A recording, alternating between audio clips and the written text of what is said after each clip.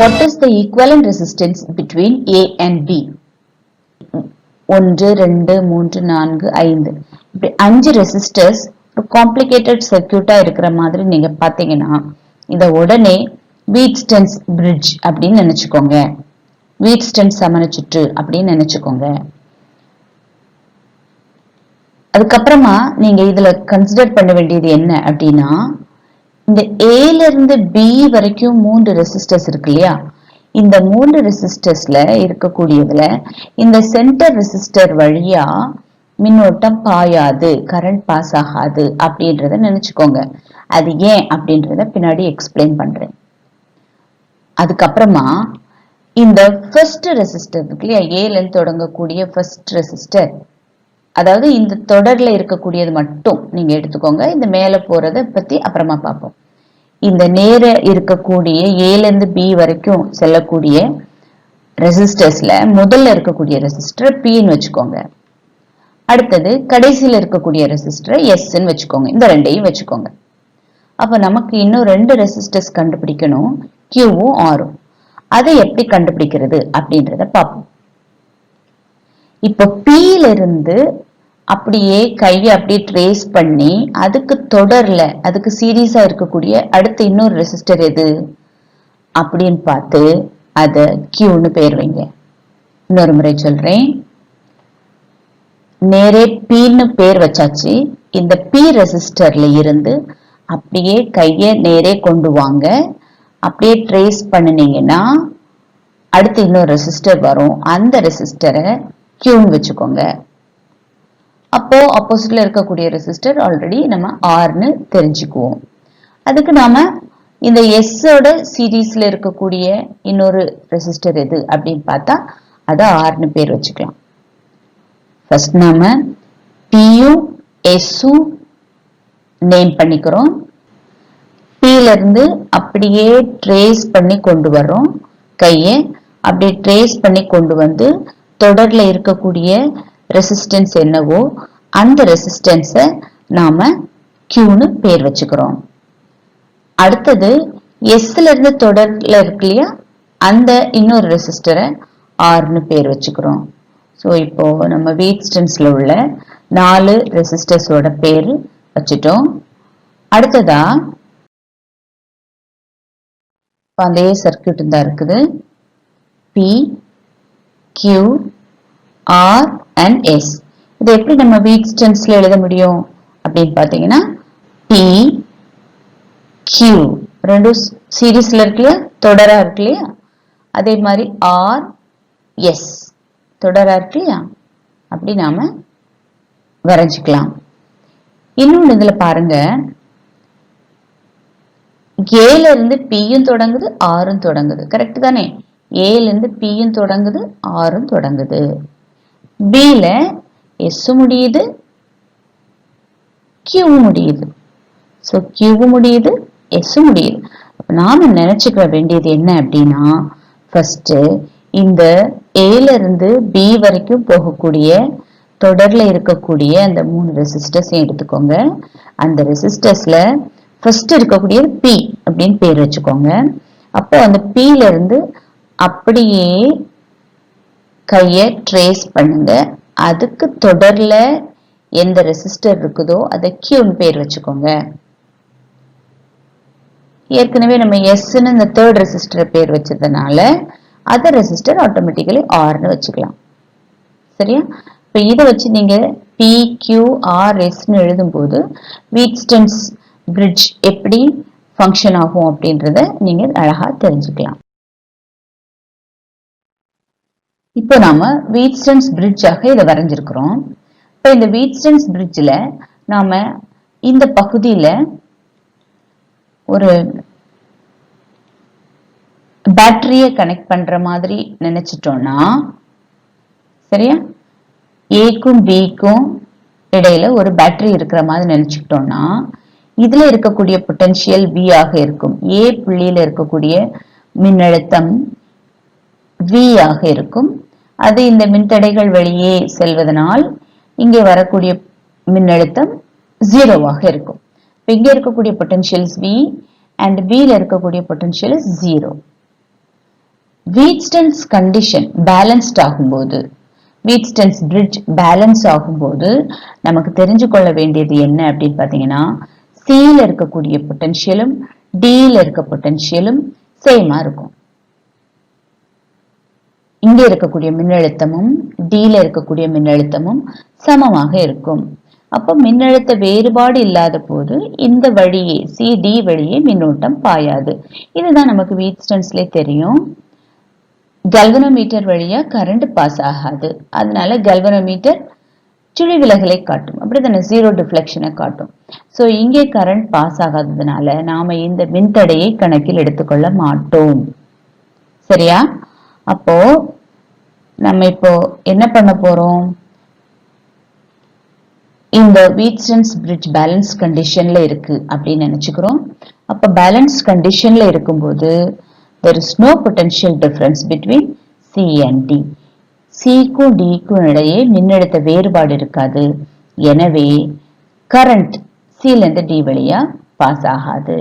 எடுத்துட்டோம்னா இது P, இது Q, இது R, இது S, right? So இந்த 5 ohms and 4 ohms அது சீரிஸ்ல இருக்குது, தொடர் இணைப்பில் இருக்குது. இந்த 10 ohm and 8 ohm இதுவும் தொடர் இணைப்பில் இருக்குது. அப்ப இத நாம எப்படி இன்னொரு சர்க்யூட்டா வரைய முடியும் அப்படின்னு பாத்தீங்கன்னா, இப்படி நாம வரையலாம். அப்போ இந்த 5 ohm and 4 ohm 5 ohm 4 ohm எடுத்திருக்கிறோம். இங்க 10 ohm and 8 ohm சீரிஸ்ல வரைஞ்சிருக்கிறோம். இந்த CDக்கு அக்ராஸ் இருக்கக்கூடிய இந்த 9 ohm நாம கன்சிடர் பண்ணவே இல்லை. ஏன்னா current does not flow through that, right? current அந்த வழியே பாஸ் ஆகாததுனால நம்ம இந்த 9 ohm கணக்கில் எடுத்துக்கல. அதனால இதுல நாம இடையில ஒரு 9 ohm வரையவே இல்லை. இப்ப இன்னொரு சந்தேகம் வரலாம் உங்களுக்கு. இந்த 5 ohm இந்த 10 ohm கூட சீரிஸ்ல தானே இருக்குது. இதை ஏன் நாம சீரிஸ்ல எடுக்க கூடாது? ஏன் இந்த 5 ohm and 4 ohm மட்டும்தான் சீரிஸ்ல எடுக்கணும் அப்படின்னு உங்களுக்கு சந்தேகம் வரலாம். அதுக்குதான் இங்க பாருங்க, நம்ம equivalent resistance between A and B தான் கேட்டிருக்காங்க. சோ Aக்கும் Bக்கும் இடையில உள்ள தொகுதியின் மின்தடை ஈக்குவலன்ட் ரெசிஸ்டன்ஸ் கேட்டிருக்கிறதுனால இந்த புள்ளியை பர்டிகுலரா நம்ம எடுத்துட்டோம்னா இந்த பாயிண்ட்ல இருந்து அக்ராஸ் உள்ளதை நம்ம ரெண்டையும் எடுக்க கூடாது. இந்த பாயிண்ட்ல இருந்து லெஃப்ட் ரைட் பிரிஞ்சு போற விதமாக நம்ம சீரிஸ் எடுக்க கூடாது. தொடரா வரணும் அப்படின்னா இந்த பாயிண்ட்ல இருந்து விடுபட்டது எதெல்லாம்? இதுவும் இதுவும் சீரிஸ்ல இருக்குது, இதுவும் இதுவும் சீரிஸ்ல இருக்குது. அப்படிதான் நம்ம கணக்குல எடுத்துக்கணும்.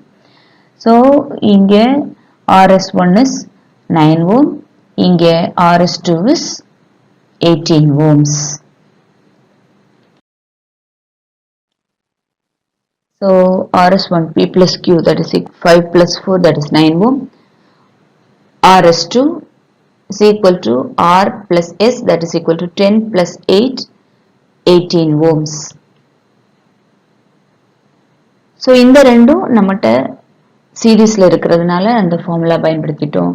அடுத்தது RS1ம் RS2ம் parallel இருக்கிறதுனால நாம 1 by Rp is equal to 1 by RS1 plus 1 by RS2, that is 1 by 9 plus 1 by 18, that is 3 by 18, that is equal to 1 by 6. So 1 by Rp is equal to 1 by 6. What is Rp? That is equal to 6 ohms.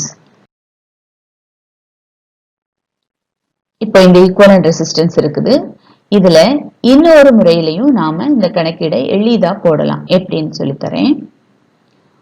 டைரக்டா R ஈக்குவலண்டை கண்டுபிடிச்சிடலாம்.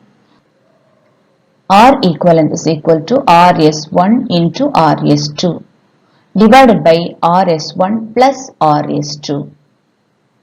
RS1 னா என்ன? இந்த ரெண்டையும் கூட்டிக்கலாம். 9 ohm. இந்த ரெண்டையும் கூட்டிக்கிட்டா 18 ohm. So RS1 is 9 ohm into RS2 is 18 ohm. 9 into 18 divided by 9 plus 18. So 9 plus 18 is 27. So 27 and 9 cancel பண்ணோம்னா கீழே 3 வருது. So 18 divided by 3 is 6 ohms. So இது டைரக்டா நமக்கு 6 ohms கிடைக்குது. So options are 4 ohm, 5 ohm, 6 ohms and 10 ohms. So the correct answer is C. In short நம்ம இத இப்படி ஒரு சர்க்யூட்டை பார்த்த உடனே நம்ம எப்படி ஒரு ஆன்சர் பண்றது அப்படின்னு பார்க்கலாம். ஸோ இப்படி ஒரு சர்க்யூட் பாக்குறீங்க, பார்த்த உடனேயே இத P இத Sன்னு மனசுக்குள்ள வச்சுக்கிறீங்க. ஸோ Pல இருந்து அப்படியே சீரீஸா ட்ரேஸ் பண்ணக்கூடியத Qன்னு பேர் வைக்கிறீங்க. ஸோ Pயும் Qவும் சேர்த்தீங்கன்னா உங்களுக்கு RS1 வரும். ஸோ 5 + 4 அண்ட் இங்கே இருந்து வர்றதுல இது R ஆகவும் அதுல தொடர்ச்சியாக இருக்கக்கூடியது சீரீஸ்ல இருக்கக்கூடியது S ஆகவும் வச்சுக்கிறோம். So this is RS2 18 ohm. இது RS1, இது RS2. ஸோ நம்ம எப்படி ஃபார்முலா பயன்படுத்தலாம் அப்படின்னு பார்த்தீங்கன்னா R equivalent is equal to 9 into 18. Here RS1 is 9 into RS2 is 18 divided by 9 plus 18.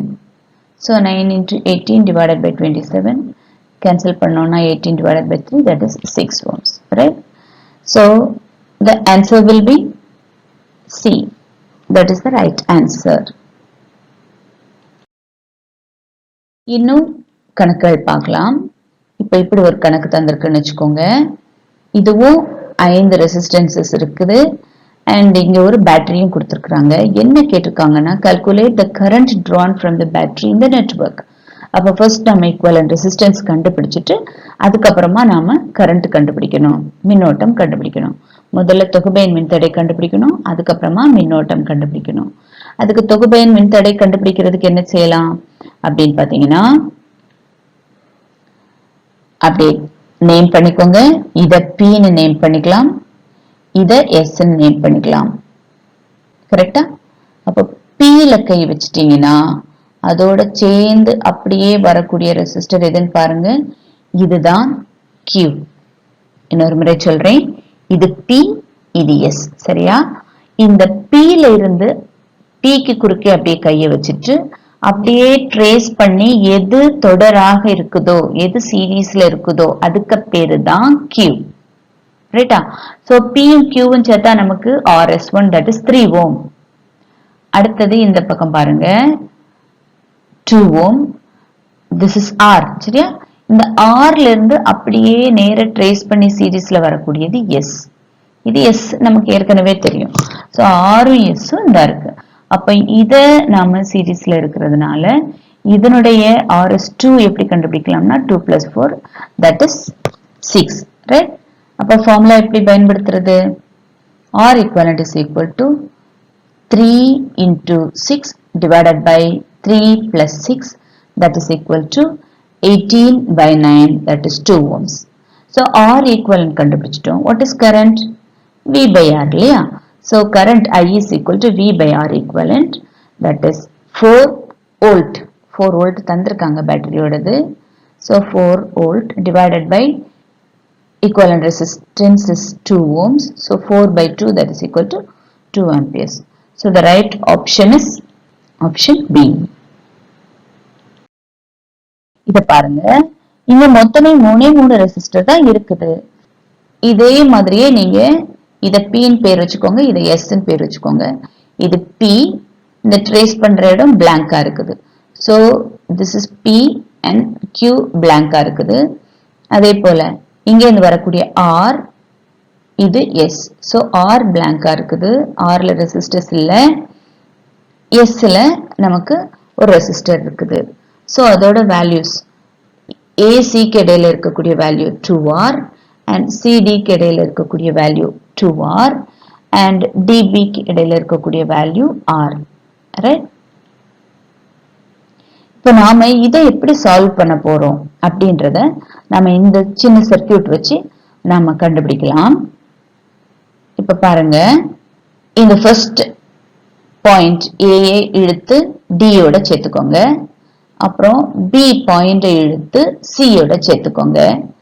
இப்போ அந்த சர்க்யூட் எந்த மாதிரி இருக்குன்னு பாருங்க. A இழுத்து D யோட சேர்த்துட்டோம். B எடுத்து C யோட சேர்த்துட்டோம். இப்ப பாருங்க இது எல்லாமே ஒரே பொட்டன்ஷியலாகவும் இது எல்லாமே ஒரே பொட்டன்ஷியலாகவும் இருக்குதா? இது ஒரே மின்னழுத்தமாகவும் இந்த புள்ளி ஒரே மின்னழுத்தம் உடையதாகவும் இருக்குதா? அப்படின்னா என்ன அர்த்தம்? இவையெல்லாம் பக்க இணைப்பில் இருக்குது. They are in parallel அப்படின்னு அர்த்தம், ரைட்? இந்த சர்க்கியூட்டை இப்படி நாம வரைஞ்சுக்கலாம். 3 parallel ரெசிஸ்டர்ஸ் இருக்கிறதா வரைஞ்சுக்கலாம். ரெண்டனும் 2R வேல்யூஸ் கொண்டது, ஒன்று R வேல்யூ கொண்டது. சரியா? இப்ப இதுக்கு ஈக்குவலன்ட் ரெசிஸ்டன்ஸ் எப்படி கண்டுபிடிக்கிறது அப்படின்னு பாத்தீங்கன்னா 1 by R equivalent is equal to 1 by 2R plus 1 by 2R plus 1 by R. இப்போ அந்த R equivalent ரெண்டு ரெசிஸ்டர்ஸ் இருக்கும்போது கண்டுபிடிக்கிற மாதிரி மேல மல்டிப்ளிகேட்டிவ் வேல்யூவும் கீழே அடிட்டிவ் வேல்யூவும் வச்சு நம்ம கண்டுபிடிக்க முடியாது. இது வந்து 1 by 1 தான் நம்ம கண்டுபிடிக்கணும். 1 by R1 plus 1 by R2 plus 1 by R3 போல தான் நம்ம கண்டுபிடிக்க முடியும். So 1 by 2R plus 1 by 2R plus 1 by R that is equal to LCM 2R கீழே வச்சுக்கிறீங்க. மேல 1 plus 1 plus இந்த 2Rல ஒரு 2 missing, so it is 2 மேல. So மேல 4 divided by 2R, that is 2 by R. 1 by R equivalent is equal to 2 by R. So what is R equivalent? R by 2. So what is the right answer? C.